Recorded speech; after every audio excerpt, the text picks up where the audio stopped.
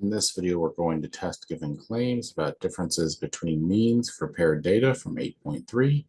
So let's test the claim below about the mean of the differences for a population of paired data at the level of significance alpha and assume that the samples are random and dependent and the populations are normally distributed.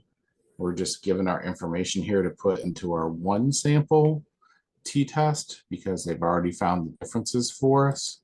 So stat tests t-test, we're going to use a value of 0 for mu because that's what it says here.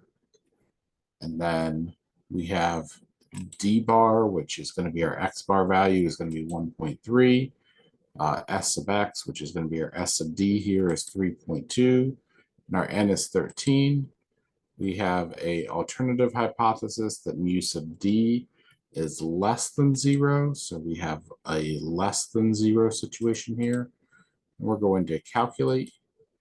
And let's go ahead and write out here that HA is that mu sub d is less than 0. That's my claim.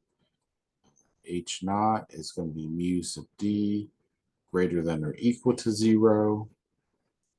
So that is this one here, E. The test statistic to 2 decimal places is 1.46. Critical values here. So we have n is 13. We're going to do n minus 1 is 12 here. And we're going to look at the level of significance is 5% for a one-tailed test. So it's right here, 1.782, and we're to the left, so it's a negative 1.782. So the picture looks like this, negative 1.782.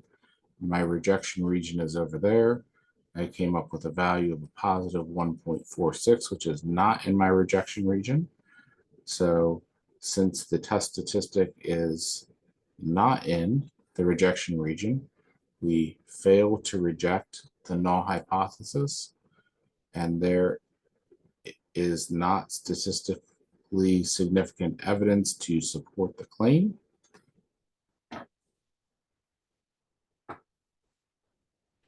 Let's keep going. Test the claim below for the mean and differences for the population of the paired data at the level of significance alpha. Assume samples are random and dependent. The populations are normally distributed. So we again have stat tests. We have a t-test here, and we want 0 again for mu. Claim here is going to be an H naught greater than or equal to less than. So we have this one, and the claim is here.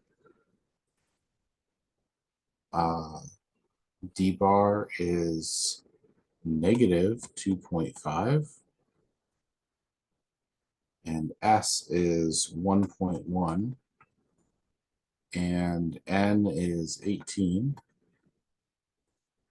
And we have less than for our HA again. So let's calculate this. And test statistic is going to be negative 9.64.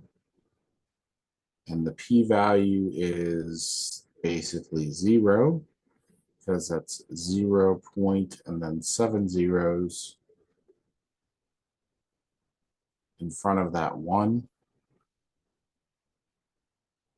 And they told us to round to 3 decimal places. That's basically 0. So